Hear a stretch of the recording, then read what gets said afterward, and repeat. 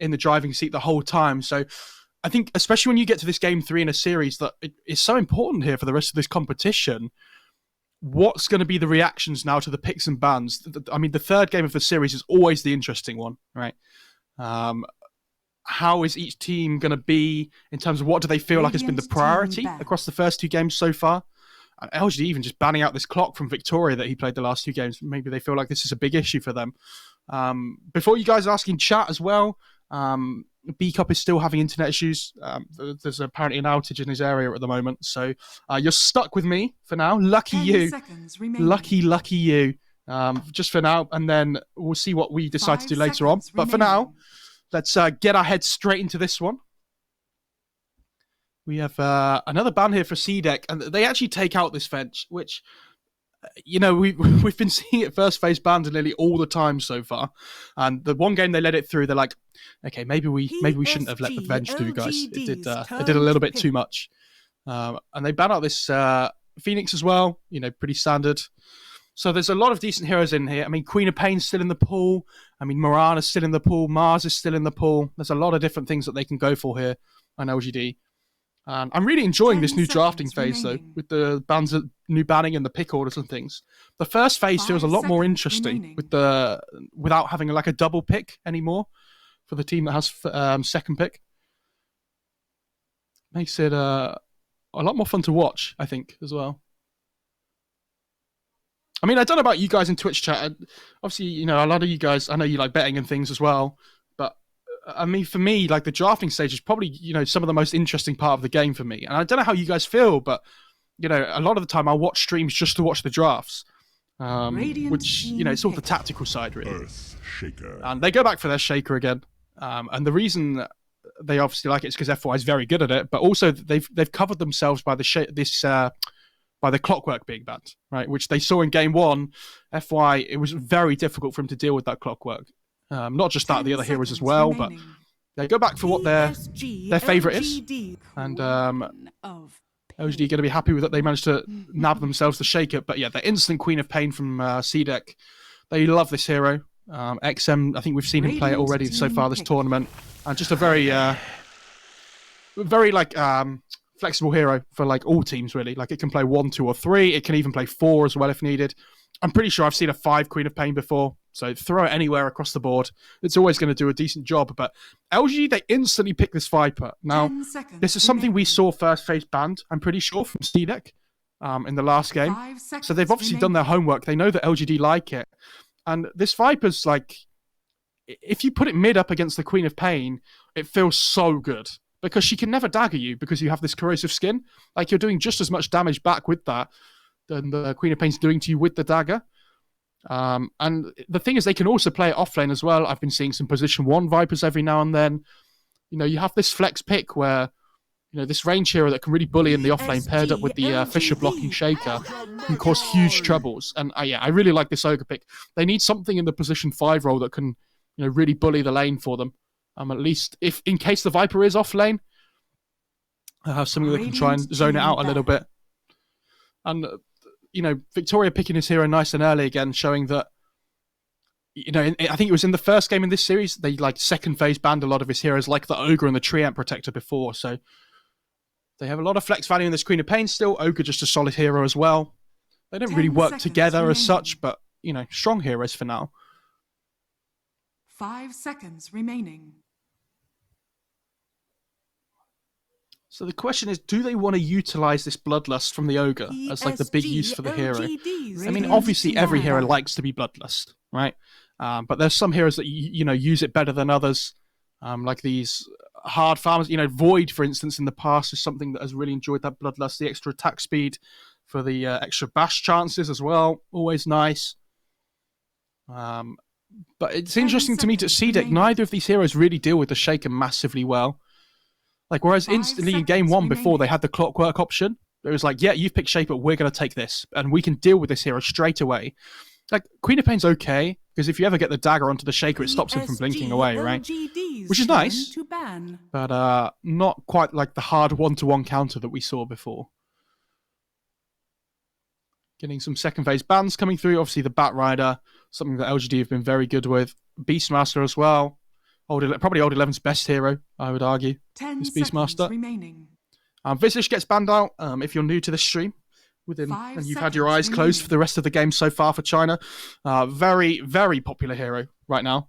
It hasn't had a great win rate so far this tournament, but it doesn't mean to say that CDEC wouldn't pick it this game. And obviously, James going to have to play a different hero here after playing Rubik in game 1 and 2. Change it up a little bit for him. I mean, not only is the Rubik good against the Viper as well, because you can steal the break from the Nether Toxin, it's also really good against the Shaker as well.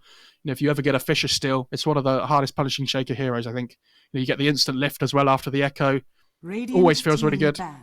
So covering themselves really well. Talks about how they need an answer to this Shaker, really, and you're not going to be able to find that one in the Rubik. TB getting banned out. Not a shock. I feel like we've seen quite a lot of TB this tournament, actually. And it's been doing pretty well most of the time. Like, even if it doesn't win games, 10 seconds it's always getting to a point where it feels like it can do a huge amount of work.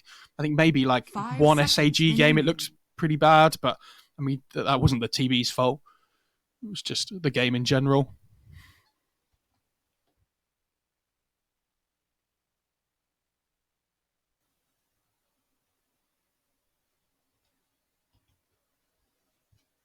They're taking their time here with the CDEC ban, actually. Well, this is an interesting one. Radiant team pick. So they ban out the Lycan. Fair enough. I mean, Chalice is very good at that hero. We've seen one Lycan so far this tournament. He actually didn't build Necrobook for those that were interested. I think it was Sylar that played it, maybe. I'm not 100% sure on that. But yeah, was a really good Lycan performance even without the Necrobook. Mars goes down for CDEC. Again, this is something we've seen first phased in most games so far, then I'm surprised. So I am surprised it made it this far in the draft. But it gives them that team fight they're lacking at the moment. Like a little bit of extra burst damage, always nice. Solid pick. I mean, they could even flex it to mid if they really wanted to, but against Viper, you would assume not. And what do they want to respond with this here? Like, they have this Shaker that they can work with. I mean, they're probably going to look to try and pick up X-Nova's hero here, you would assume. You know that the Mars is most likely to be offlane for SRF. So what do you want as your, like, kind of bullying 5 for the Mars, right? We've seen him play Lich once this series already. I think he played Warlock yesterday, X-Nova, which was really interesting as well. Could be another potential here. Give some really good teamfight pairing with the Shaker. They might just want something more sturdy in the lane, like a Bane as well. It's yeah, there you go. See, God, I'm so smart. God, how do I do this? But yeah, I mean, the grip's always going to be nice against the Queen of Pain as well. Gives them an extra source of lockdown, along with like the Shaker Fisher and whatnot. 10 seconds remaining. 5 seconds remaining. Now, they have to. I mean, you have to assume it's going to be Queen of Pain 2, but they could just decide to move it to 4 here because they see the Viper as a big threat in the mid lane. So now they would have to pick one of their cores. It depends how confident XM feels on this Queen of Pain, because it's still a good hero, even if you have to lane against the Viper. Like, it's always going to do things in the mid game, right? Like, you have the Sonic Wave, there's so much burst potential, you can build this early Orchid, which is now so strong because of how much cheaper it is to last patch. You have this bigger window where it's actually, going to be effective on heroes. And they're probably looking at this thinking, okay, we probably want to pick Arme's hero here, or think we need to start thinking about what we want. But the problem is we don't know if it's definitely Viper offlane or Viper mid here. So they're stuck in a really difficult situation where, do they just want to pick like Arme's hero here, even without knowing the offlane opponent, or do they want to pick their like position 4 hero here and then force the Queen of Pain to be mid, which is then against the Viper? They're in a really tough spot here, CDEC, so it doesn't surprise me that they're using all their reserve time on this pick, because no matter what they go for here, one of their cores is going to have a bad time. And I think you have to just let it be the Morph, effectively. Let it be the Queen of Pain. They go for the Morph, though. This is really interesting. So we've talked about, how Rubik is good against the Viper because you can steal the break, right, from the Nether Toxin. You now have the Morphling that can do the same. If he turns into that Viper, you get the free poison attacks, you get the free Nether Toxin as well. 5 seconds remaining. And it makes me think now that they're probably looking at trying to put the Morphling mid against the Viper, would be their like ideal scenario. And then put the Queen of Pain in either a side lane. As long as it doesn't lane against the Viper, that's the most important thing, right? PSG, for the Queen of Pain. Drow Ranger. And they go back for the Drow again. Wow. I mean, it's a really good Drow game in the sense that, like, the Morphling and the Queen of Pain are both really going to struggle. If they ever get hit by a gust, like, these guys are under threat, basically, right? Like, they can die.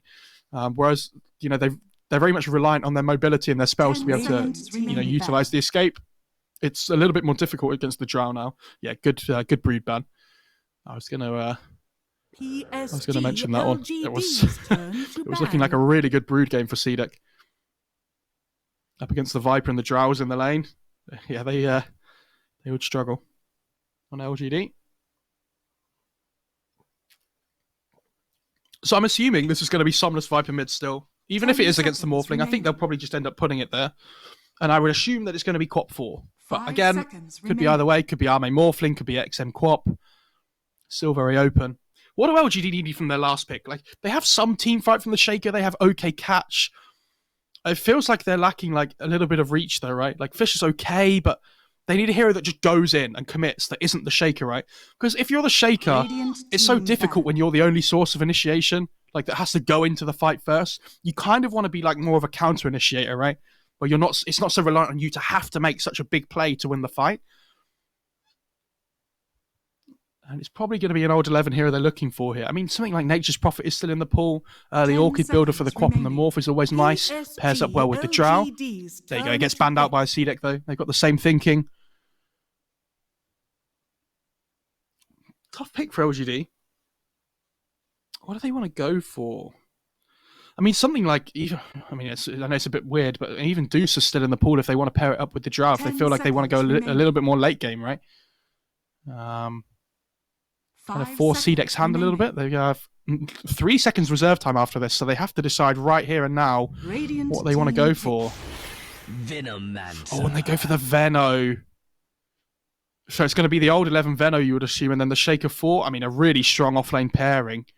It's really difficult for Ogre to bully out this Veno in the laning stage as well. I'd actually really like to see them put the Morphling mid now against the Viper and put the Queen of Pain safe lane up against the Veno. I think that sounds a little bit better to me because I feel like Veno, especially in these early levels, can really punish the Morphling with this Poison Sting. What do they go for here? I think a Shadow Demon. Interesting. So they're going to do the Shadow Demon Mars combo in the off lane, and they are going to put XM mid up against the Viper. Okay. Wow, their lanes look a little bit. Yeah, I'm not sure about this on CDEC. If they can get away with it without being punished too hard, then it looks good. SRF, obviously, with this amazing Mars set again that's just come out, which I'm just going to put it out there, guys. I did get. Thank you very much, Gaben. Praise to you. And Arme on this Morphling. Not had a good game 2 last time, but in game 1 on that Weaver, looking really strong. So we'll see which Arme turns up here for game 3. But if he does have to lane up against this Veno, old 11 Veno, then might be a difficult one. This Shadow Demon, though, we kind of skipped over this a bit at the end. I mean, the save is really good for anybody that gets like gripped or maybe echo slammed. The Purge is really good against these immobile heroes like the Drow, Viper, and Veno as well. Like, these guys are difficult to, like, it's so difficult to escape on them anyway, normally, right? But now with the Shadow Demon, looks really strong. Also really good with the Mars up in lane. Like, you get the disruption into the spear combo. Makes it so that Chalice, if he ever gets caught out by that disruption, is going to be in serious trouble. It's kind of up to X Nova here on this Bane to kind of interrupt that combo. So maybe if the Shadow Demon gets the disruption off, he can Nightmare the Mars before the follow-up comes through. But, yeah, I mean, I'm not sure how much I like LGD's draft, but CDEC is a little bit greedy as well. I think if LGD are going to win this game, it's going to be off the back of a huge snowball victory again, like we saw last game. You know, if they pull ahead, they can just start mowing down towers by grouping up around the Strail Ranger. For battle. I am worried about their lack of physical damage potentially, like especially as the game drags on. But they have to try and play around this early game timing with the Drow on the Gust. And try and find some early kills on that Morphling while he's potentially just like walking through the jungle and things. Expect to see some really aggressive early smokes from LGD.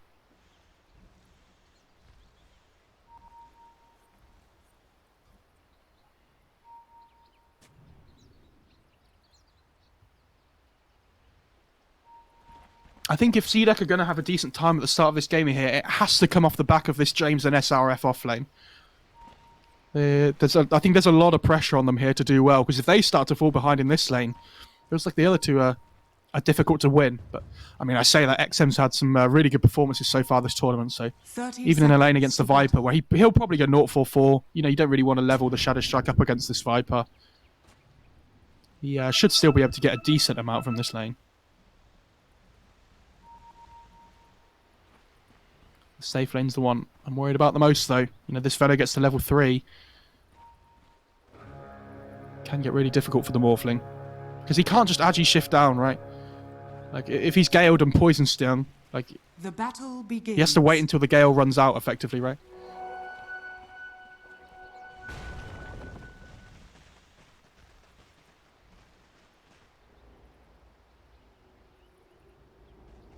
Snowbird going to start heading up towards this top lane here. Oh, he just does TP. Okay, fair enough. Let's see where these early wards are. So LGD have decided to block this small camp. I think it blocks it. Down at the bottom half of the map. And yeah, other ward up on the high ground. As we just saw. It helps protect their mid lane. And yeah, Somnus really laying in the hurt early on here. But he is having to hit from the low ground, unfortunately. So what happens is he ends up losing the trade in terms of right clicks, because he does have the chance to miss. And it's in the middle of the creep wave as well. Oh, XM actually goes for the blink because he hits level 2 first and gets the courier. XM Gaming, guys. What a player. That's such a big win for him as well, because Viper's this hero that really needs his mana regen to sustain himself in the lane. And at this level, like 1 to 2 mark, Viper isn't the strongest hero. Like when it gets to like level 3 and they get the 2 points in poison attack, it starts to be a little bit more difficult. But until then, gonna be a tough one. A difficult start for the Morphling though, down in the bot lane, only sitting at 1 CS. He's struggling.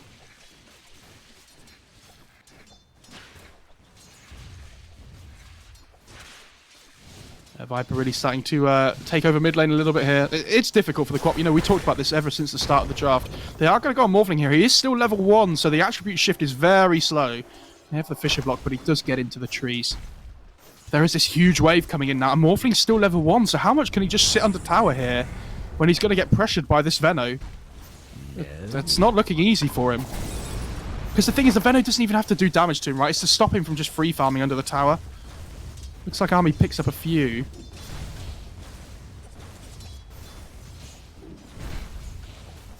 Yeah, Ogre's just going to try and bully here. Like, the problem is when the Venom gets to like level 3 and the Poison Sting starts to hurt a little bit more with the extra damage that comes through.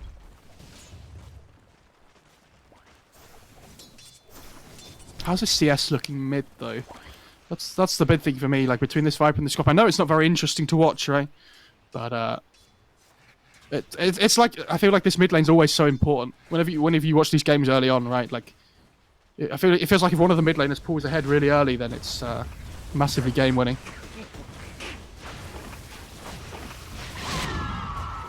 Somnus really starting to push in the hurt onto XM now with these poison attacks. And he's probably got another salve coming out. I see him on the courier. But up in top lane, SRF and James having a pretty good time, honestly. This Mars 14-4 up against the Giles 11-1.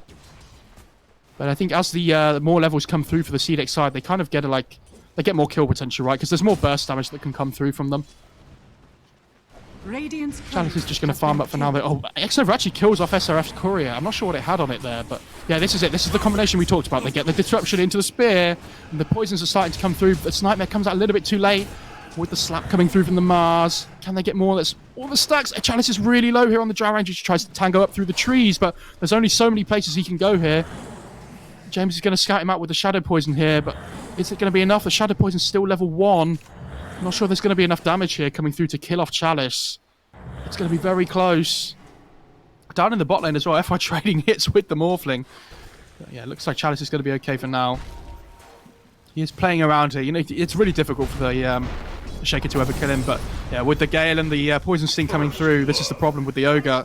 It's going to be first blood for old 11. Lots of XP going their way, especially with the new changes in the most recent patch.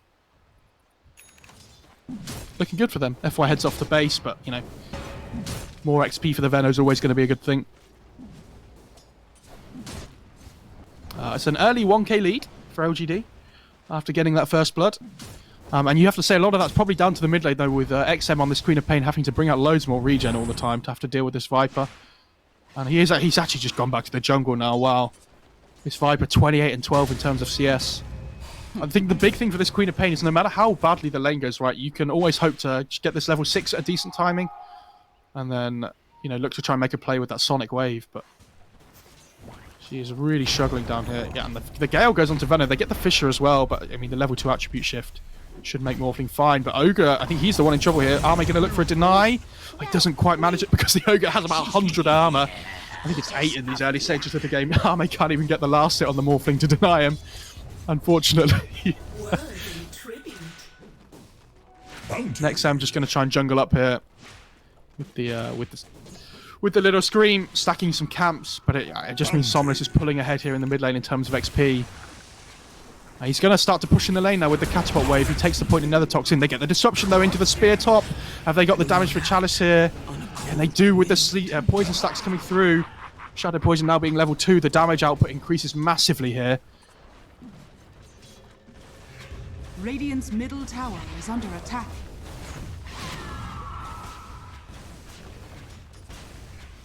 Somnus starting to push down this mid-tier 1 here with the tower. He really wants to keep this Catapult alive if he can. Wouldn't surprise me to see him try and tank up this tower hit a little bit. Yeah, and he does keep the Catapult alive. You really want to punish this Queen of Pain from not being in the lane and defending the tower as much as you can. I think that's why you see James rotating over here to just, you know, leech up as much XP as he can while the Queen of Pain has to walk all the way back to base. Catapult Wave does go down, finally.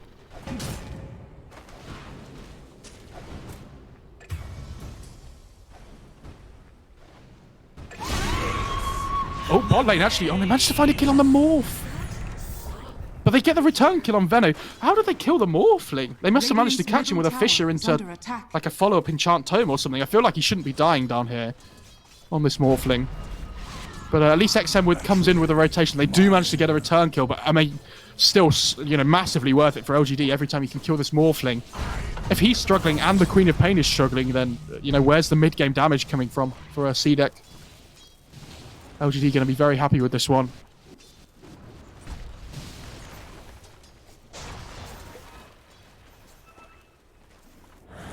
He doesn't have his mask on the Morphling now, so he can always return to the jungle if he absolutely needs to, just to try and hit up the jungle, you know, hit his farming speed a little bit quicker, sustain himself in the jungle. But the problem is if the Queen of Pain's, you know, if the Morphling's jungling and the Queen of Pain's jungling, somebody has to be laning, right? And they trap the Ogre again in the Fissure here with the Gale coming through. There's loads of magic damage here. Arme doesn't even go for the deny this time, just goes another kill to the Veno, and this is where the last pick power comes from with this hero. And again, we talked about it in the drafting stage, it felt like CDEC were in a really rough position from ever since their 4th pick, right? And LGD suitably punishing them. Veno's starting to put some more points in the wards now to try and start pushing these towers down. You know, the 2-2-0 tends to be the standard. Sometimes you get more points in the wards. And Somnus actually makes a rotation towards the top lane here. They need to wake up this Viper here. X-Nova.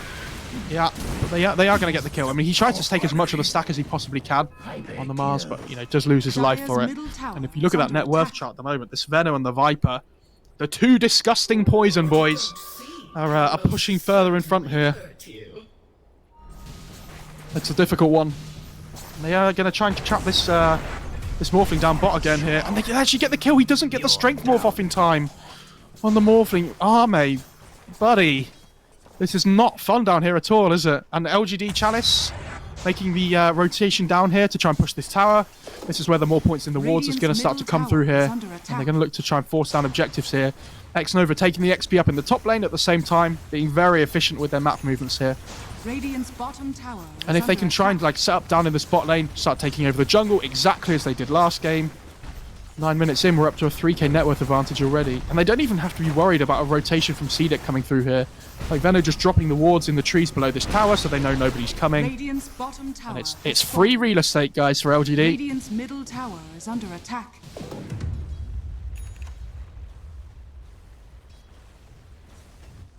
And it would not surprise me to see LGD try and head towards this mid-tier 1 next. To take as much of the map as they can early in these early stages of the game. But it looks like Chalice and Old 11 down here in the bot lane actually aren't stopping. They want to keep pushing down here. And I mean, CDEC are sending heroes top to get the tier 1, but if they give a tier 2 away at the same time, this is not worth it, guys. Like, these tier 2s have gone up importance so much with the outpost change. They get the disruption, though. Fisher coming through from FY to try and help things out. And they get the gust off. Can he finish his TP? He does get out on Chalice. Really nice gust to secure his escape there. Old 11 in a little bit of trouble with all the damage coming through. And yeah, the Shadow Poison comes out. I mean, FY with the slam, but it's just not enough to kill off SRF here on the Mars. And Somnus, though, in the mid lane, actually manages to kill off Arme again. I think, is that his 4th death on the Morphling? I mean, they're trying to chase FY down here in the bot lane as well, and James does get the double kill after the kill off onto FY and Old 11 there on the Veno, but Morphling tried to make a play there by waveforming in and morphing into the the Viper there to get the kill with the break, but gives his life up. But yeah, XM, he knows that the Viper's going to be hanging around here still. He's not mobile like we talked about, so if you can get that jump onto him when the Viper's low, he does die. Really nice play by him, at least trying to recover these deaths. And XM now level 9. He is making some decent rotations, but it's so difficult to find kills on the map at the moment for him. Like, who does he gank? Like, this Viper's really difficult to kill if he's at full HP. Like, the Veno's not an easy kill because he can just Gale, you know, hit with the poison stings, get the wards down. And XM takes so much damage in return as well. And now we've got the 4 points in the Veno wards as well. This tower really going to start to get pressured here. LGD going to look to back up their Veno here in the mid lane as well with the smoke wraparound. They do get the ward down though on the Radiant side. So they have the high ground vision, but I think OGA might be paying the price here, unfortunately. I think that's an Orchid on the Viper as well. That's so early. Yeah, I mean, he just boots Wraithband Bracer just straight into the Orchid. And look at these heroes on the Radiant side. Like, if any of these guys get Orchided up, they are in serious trouble. James almost getting caught off by the Fisher there, but manages to just about get his escape around the side. Like, imagine if XM or Arme now get caught by an Orchid before they can, like, get their escape spells off. They're just going to die every single time.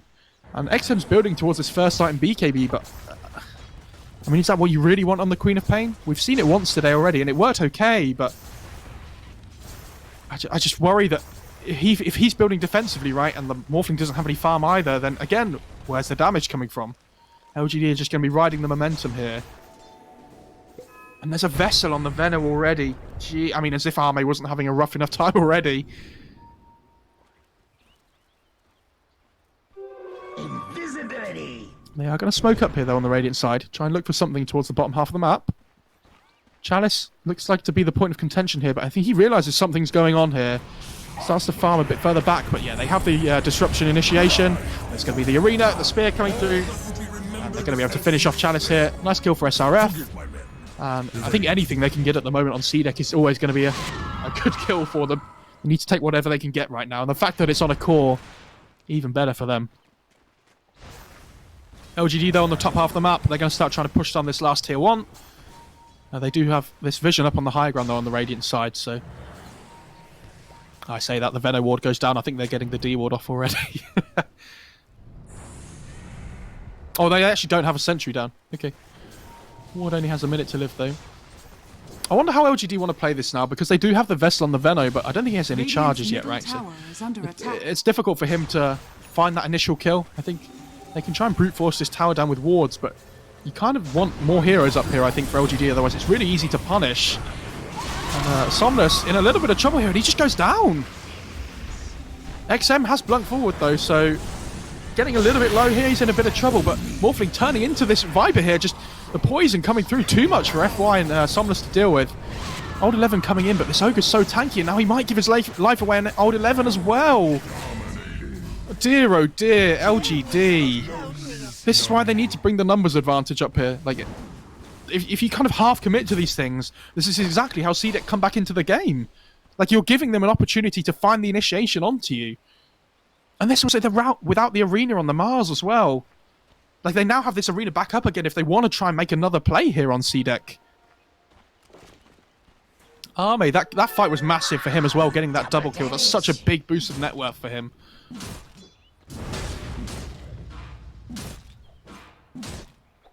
Climbing back up the mountain now again by the looks of it for CDEC with the net worth chart. Old 11 going to come and smash his head up against this tower in the top lane again. Instantly TP's back, building up towards that Atos it looks like. Good, a little bit of extra catch for the Morphling and the Queen of Pain. Never hurts. And gives them that bit of extra stats as well to work with. Always nice.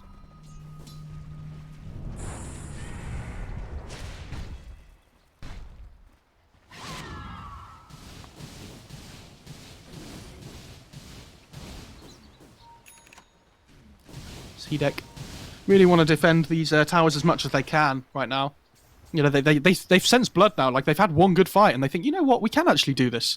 The Aether Lens on James, by the way, setting up so many kills here with the disruption. Dire's middle tower is under Really good for them. And we said early on that I think James and SRF have to have a good game between them for CDEC to have a chance. And so far, even though they fell behind early, they have managed to find these openings on these immobile heroes. So look towards them, keep trying to push their ganking potential on the Mars and the Shadow Demon. They did smoke up there on the LGD by the looks of it, but couldn't really find anything.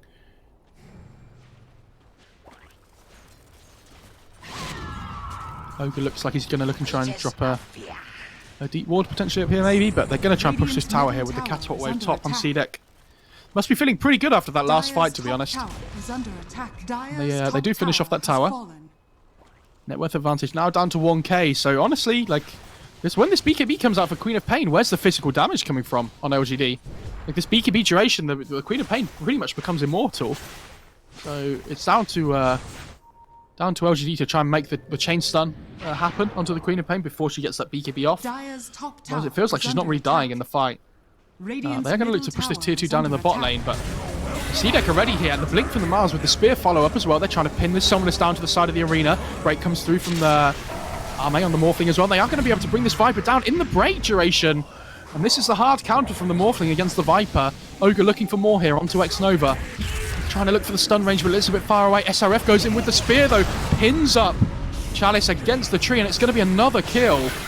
They managed to save Armor here on the Morphling. Good disruption from James just to keep him alive. Grip comes out onto the Morphling, but he's already got the Strength Morph going, and SRF goes down to all this damage over time coming through from the Veno. And it looks like Ogre might soon finish suit, but great Sonic Wave coming through from XM. Instantly blows up X-Nova, and they're looking to bring down Old 11 next, and they find him.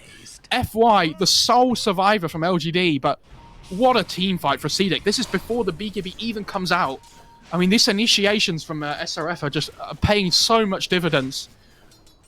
They're always finding these openings, and it feels like Somnus, for the great laning stage that he had early on, his mid-game impact has been so little. It feels like he's just dying every single time he turns up to a fight. And what's his play now here on the Viper? Like, it gets to this mid to late game, right? And you've got this Orchid where you want to be making plays, but if you're instantly dying at the start of every fight, what's your play now? Nether Shawl for the Radiant side as well. So a pretty good Shawl game up against that Veno. The magic resist is really going to come in handy. You assume they're going to give that over to the Quap. Maybe even the Shadow Demon as well, actually. Radiant are scanning. This Bloodless constantly buffing the Morphling up. So even though we had a rough start, can just farm through this jungle for now.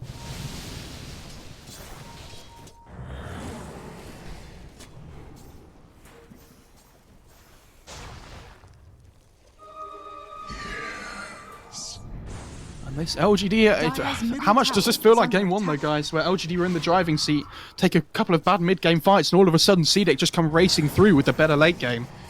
Like they had with the Ursa and Weaver in game one. And again, LGD are going to smash their heads, guys, against this tower, because they know they have to try and end this game sooner rather than later. Like they need to just keep pushing their advantage with the draft that they have, with these like 3 early game cores. The later and later this game goes, the more difficult it's going to become for them. They do have grip up again in a few seconds on X-Nova, so possibly looking for a potential pick-off. Does FY have Blink yet on the Shaker? He must have it by now, surely. Yeah, he does. Just come out on the courier by the looks of it. Sitting at only 350 gold. And now they might be able to find some clean initiations, though, on the Morphling and the Queen of Pain. This is what they really needed, I think, on LGD. FY not given as much space to farm his Blink as potentially in other games. We've seen him getting it at that 14-15 minute mark. And unfortunately, without their big team fight initiation, might be one of the many reasons that they've struggled in these last fights. Mid lane, Looks like they look to smoke up here on CDEC. What can they find here? They do have the blink on Mars, remember? He's been using that to really good effect in the last few fights. See if he can make it, what feels like 6 in a row or something now. For CDEC in terms of good fights. X-Nova drops the ward on the high ground, so if he breaks the smoke here, he will see them instantly. Yeah, he does. And they're going to get the D-ward from the Nova on the Ogre.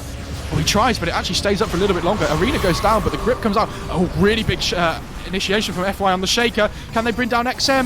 It's so close. He's one hit off dying, but he's going to manage to TP out with the duration of the BKB, and Mars almost TPs out as well. And, just about manages it. My goodness, though. That initiation from FY almost bringing the XM down on that Queen of Pain. Could have been a massive game changer there, but the fact he gets out, I mean, it's going to be so devastating for LGD there. They would have really liked to have picked that kill and then potentially moved into the Roche pit afterwards, but you know, now the Queen of Pain's up. You can't just move into that Roche pit anymore. Bounty. They're starting to head down towards here because they know XM doesn't have BKB for the next 30 seconds, and Somnus is going to make the most of that by starting the initiation onto him.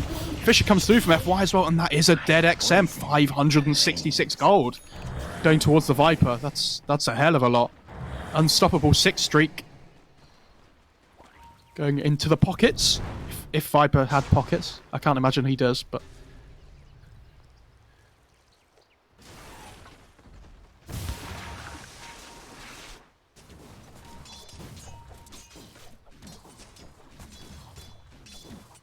Chalice trying to farm up and win this top lane, and ooh, James is actually building towards an Ags on this Shadow Demon, and they thought they CFY in the Shaker here, pin him against the tree, and unfortunately, I think this little Shaker might be in a spot of bother here. Does fall down, and as annoying as these Venom wards are and things, like it feels like it's not really stopping CDEC finding the initiation they need to get these hero kills. Yeah, back to my original point though, when the Shadow Demon gets the Axe up, this break is going to be massive, up against the Viper especially, right? Like, it just stops the Corrosive Skin from being in effect. Like, we've talked about how important the Purge is up against all these immobile cores in the Drow, Viper, and Veno. Boy, oh boy. Morphling now, heading towards the top of that net worth chart, which, if you'd have told me that, you know, 15 minutes ago that Army would be where he is in the net worth chart now, I'd have been very surprised. I wouldn't have believed you at all, but he's really recovered his game. Got that Ghost Scepter coming out on the courier, working towards the E-Blade. And this pipe coming out from the Veno, like, it's nice, but is it what's going to win them fights? I think they really have damage issues here on LGD. Like, if they can find the initiations, they do have the damage to be able to kill one person, but it's whether they can kill multiple at this point. They are smoked up here on LGD, but really good positioning by Victoria again to break the smoke. What a series he's had so far, it has to be said. Like, this Clockwork in Game 1 looked really good. Clockwork Game 2, not so hot, but again, it feels like he's always in the right place at the right time here. Just like breaking smokes, protecting his cores. He's smashing that E key for the Bloodlust whenever he can as well. Really high action gameplay for the Ogre. Radiant's top tower Mars working towards that BKB now. Again, you know, we've seen how much work the XM BKB can do already, helping to escape that fight before. When SRF gets his, he just blinks in and drops the arena. Where's the damage coming through to kill him through his BKB? Radiant's top tower has fallen.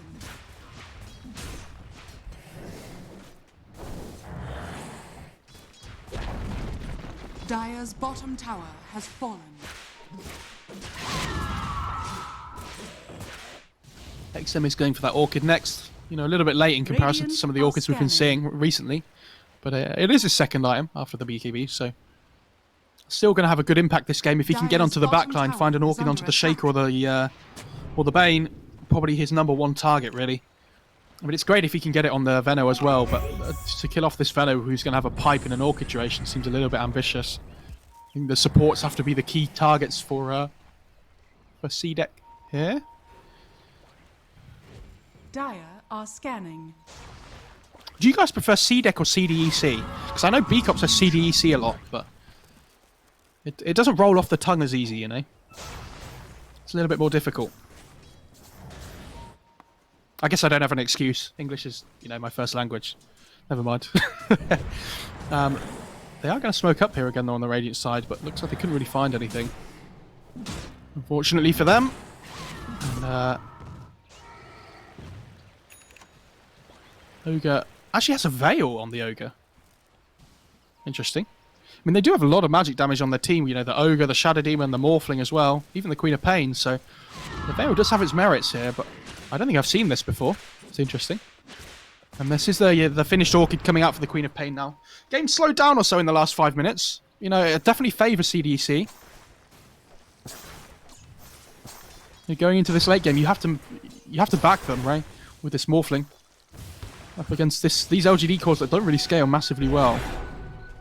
The thing is, no matter how well the Morphling scales, he is still under threat because there's a Shaker and a Bane in the game. Like, they have ways of killing him. It's just whether they can freely do it. And this Shadow Demon is so far. Oh, SRF actually has to drop the arena to escape by the looks of it, but the Sonic Wave comes through. FY in real trouble here. And it looks like, he does manage to get the blink away, and there's a grip coming out into the Queen of Pain, who's actually already BKB'd up. She might be in trouble now here, though. The Viper getting the right-click damage off, and it just kills her off with the end of the grip duration, and Chalice now coming through. This Viper really starting to manage to get his damage on here, and Ogre going to fall as well. SRF might be in trouble to finish. Have they got any stuns to come through? It doesn't look like it. And SRF does manage to finish his TP, but I think this is probably going to open up the Roche pit here for LGD. Really good initiation. I mean, XM tries to blink in to finish off the Shaker, but without the damage over time coming through, there's nothing to stop his blink. And when the grip comes out from X-Nova, which was, fantastic, FY just able to escape at first, I think. He did end up going down in the end, but a very, very good fight for LGD still. Can they get into the Roche pit and finish it off, though, before these heroes all come back? It's going to be really close. Feels like SRF, he doesn't have Arena, but he can still come in with the Blink Spear.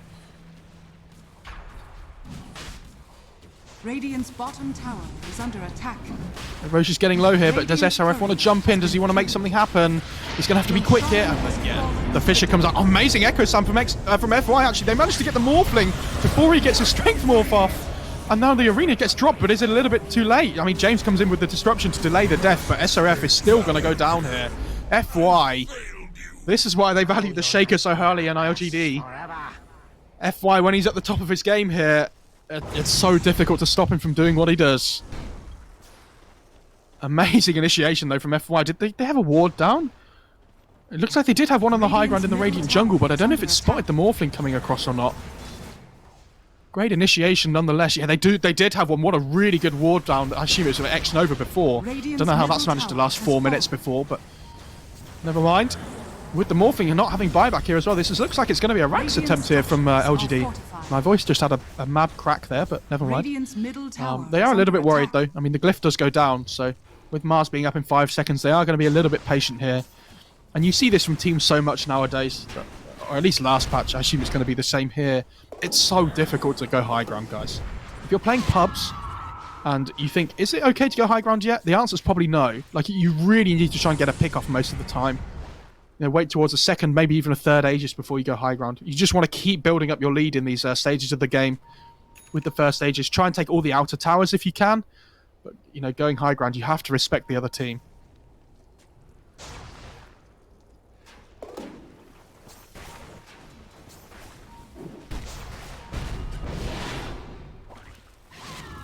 Almost a Glimmer Cape on the Ogre as well. Should help, at least a little bit. Titan Sliver being dropped for the Radiant side as well. Could be good on the Morphling. And Viper now is actually doing right-click damage. It has to be said, like, he's scaling really well. He almost has that MKB finished. And with this attack range advantage that they have, this tower, when they have vision on the high ground, it does, chunk away slowly.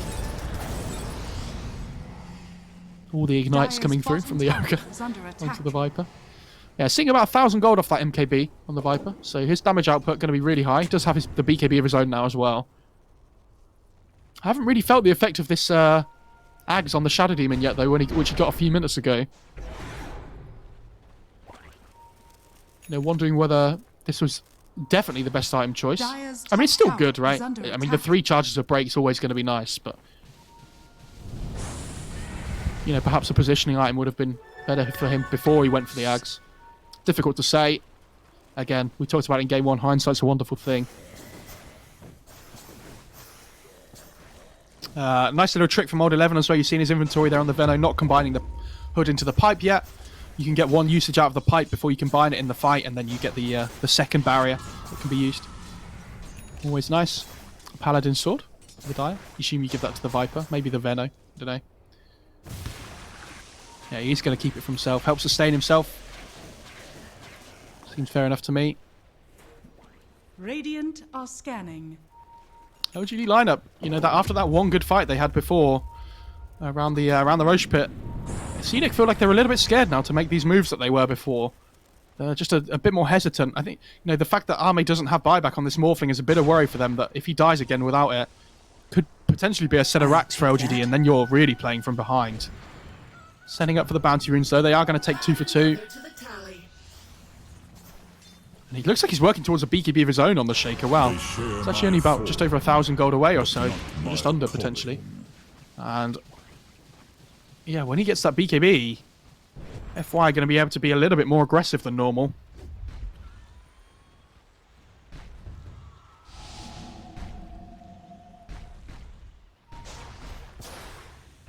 They're looking to come in and smoke here, though, on LGD.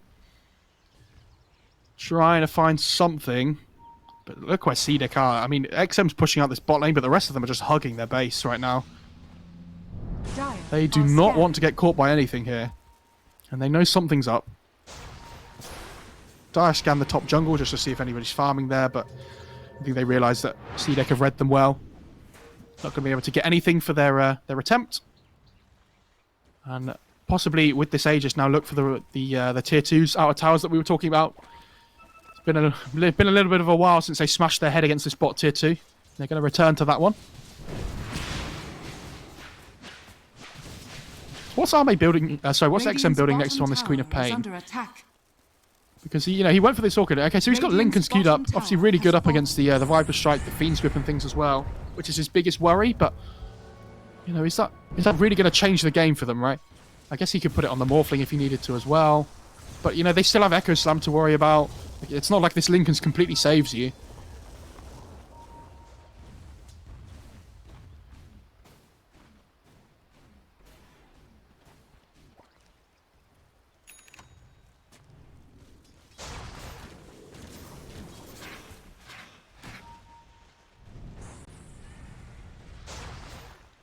Radiant's bottom tower is under attack. OGD just controlling the map really well here. They are smoking here on the Radiant side, but I'm not really sure what they were trying to achieve with that one. Possibly push into the bot jungle, but you know, there's nobody there to find, unfortunately. Easy for me to say when I can see the whole map, but even so. They're just holding their positioning here, waiting for this Aegis. I think the Aegis has gone down now, right, actually. So CDG might look to try and fight something again here, but again, they're kind of just hugging each other. They're so worried about getting picked off at this point. Whereas LGD kind of spread up across the map a little bit more. Being more efficient with their farm, up to a 5k net worth advantage now. This Mars seems to be the one that's struggling the most in terms of net worth progression. Like he picked up his BKB, but you know, 2 items in when you're 32 minutes into the game does not feel great for SRF. But when they're grouped up like this, you know, not all the cores can be farming at once. Has FY finished his BKB yet on the Shaker? I think that's the big one. Yeah, he's close. A few hundred gold away now. And it wouldn't surprise me to see LGD try and wait for that one before they take another fight. Chalice almost has the Manta as well. Going to be really helpful up against the Orchid from the Queen of Pain. Try and create a little bit of confusion in the fight.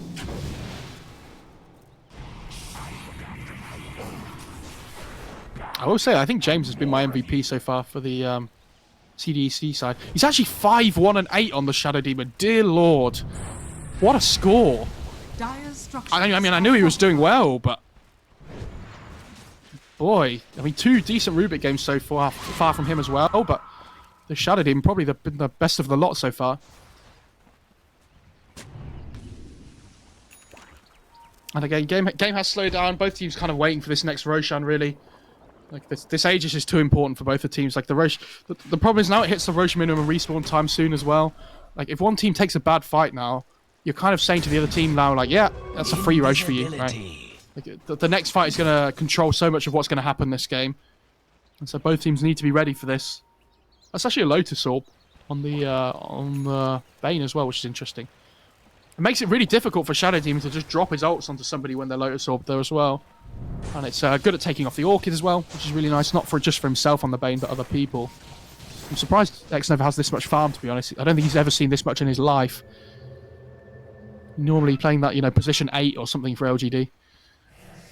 But it's actually, playing a hero like Bane as well, you tend not to get a huge amount of farm progression, but you don't have a great way of farming out and pushing out waves, but he seems to have done a decent job here. Possibly looking towards a gem here on the Bane as well, trying to take control of more control than that. Smokes pop, they actually blink in with the Echo and find the Shadow Demon straight away. I mean, that's a fantastic target for them. James is going to buy back into this fight, but XM pops the BKB, gets so low though. Eveno ult comes through, but I think Victoria might just be the other casualty here, unfortunately for him. But I mean, honestly, with how that fight could have gone for CDEC, I think that was pretty good for them. Like, CDEC, they're happy that they only lost their support duo because XM got so low there as well.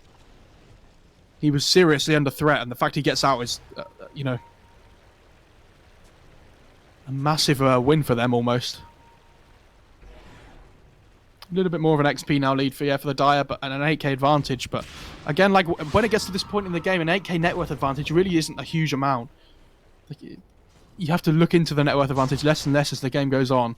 It all comes down to this execution, which LGD, they seem to be doing better. Roshan just about to spawn here. The extra timer coming through, and I assume LGD have a courier in the pit here, so they'll probably head straight in. Look to try and finish off this Roche before CDEC can look to group up and try and make something happen. James has no buyback now, remember, so if he dies once more on the Shadow Demon, fight's going to be very difficult for CDEC to take.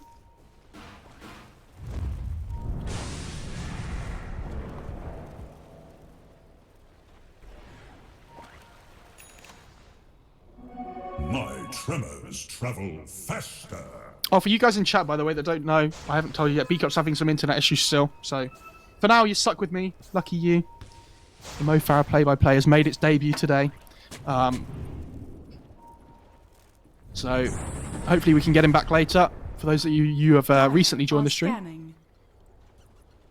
Fingers crossed. Xnova going to push into the jungle here with this Fiend script, checking for some wards with that gem that he's just bought.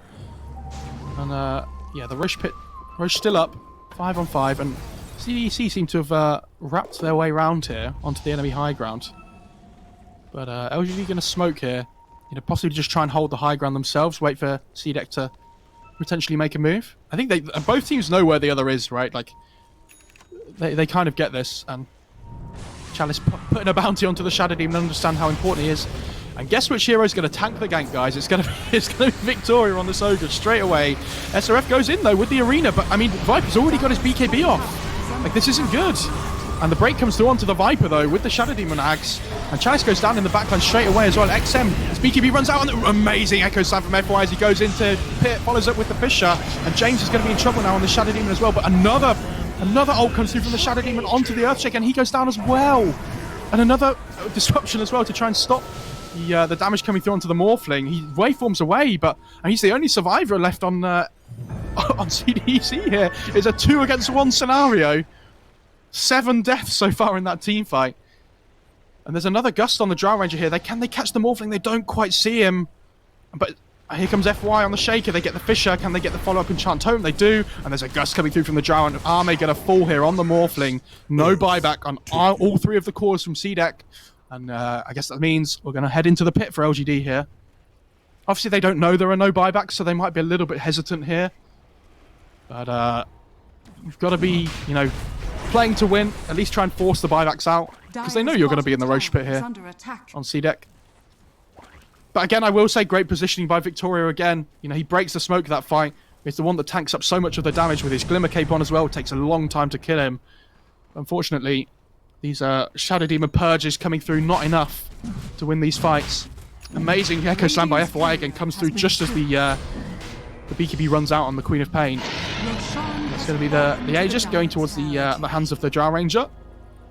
Cheese as well, which I think they passed off to the Shaker there. Probably get given to the Viper at some point, you would imagine. Who is almost 6-side actually. I mean, he's got this plate mail, but has decided to go into the Satanic instead, which I really like. I think when you're in this late game scenario and you're you're working towards just the raw right click damage, the Satanic helps you so much here. Like the status resistance against the Shadow Demon Purge is really important. Just having the survivability as well, because he has the Paladin sword, I'm pretty sure, on the Viper. Oh, unless he's upgraded his neutral item since. Oh no, he actually... Okay, he's got the Paladin sword in his backpack though, which I think he's probably swapping in the fights. But yeah, he does take the cheese for now. That's a spell prism actually for the die side. You assume that's probably going over to the Shaker. But yeah, I think the Viper, the next big timing for him is when he hits this level 25 with the Nether Toxin silences. I mean, it's going to be so key here. As the game goes on and the BKB durations get lower, especially from the Morphling and the Queen of Pain, the silence is going to be really key. Winning these engagements. It's so horrible to play against as well. You really feel the pressure in this late game. We talked about how... Oh, hang on. Morphling here gets gusted up. And he's trying to not pop the BKB if he doesn't have to, but actually Waveform's in here and it's just going on to the Viper who has cheese and... Arme? What just happened? Arme?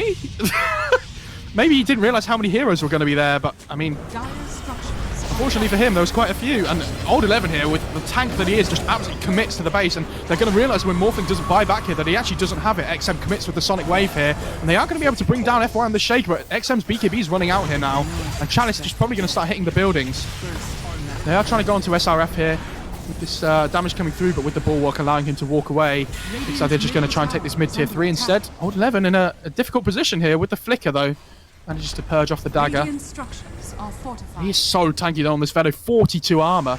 Or is it 22? Sorry, I can't even see. Jesus.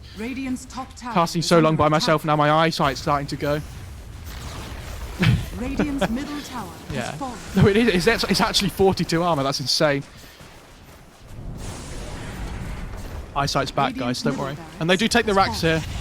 Without the Morphling, it's so difficult here for CDEC to fight. And they are going to try and push on here for more. Do they feel like they can take the tier 4s? Yeah, they're going to play safe here and just take the next set of racks. I think that's the right play to make. XM trying to push out top lane, but LGD will settle here for the bottom set of racks. 2 sets in their pockets, all of a sudden there's an 18k net worth advantage, and LGD, they're going to be really happy with how they've performed in the last few fights. I'm not sure what that Arme Morphling play was though, that was so weird. Like, I think he thought he would be able to kill the Viper quickly enough and didn't respect their damage, but this Viper hurts now. Like, he really clicks hard. And with the Drow Ranger on top of him as well, they had enough of it between them. Which talent did Drow Ranger take at 25? Did he go for the extra marksmanship procs, or has he gone for the Gust Silence? Looks like he did go for the oh no, sorry, the cooldown reduction is what I meant to say. Not the Gust. That's the level 20.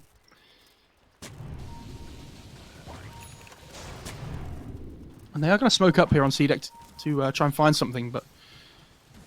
Yeah, I mean, LGD are just holding their high ground well here. They understand their 2 sets of racks up. There's no reason for them to force a bad fight. Just want the vision advantage here.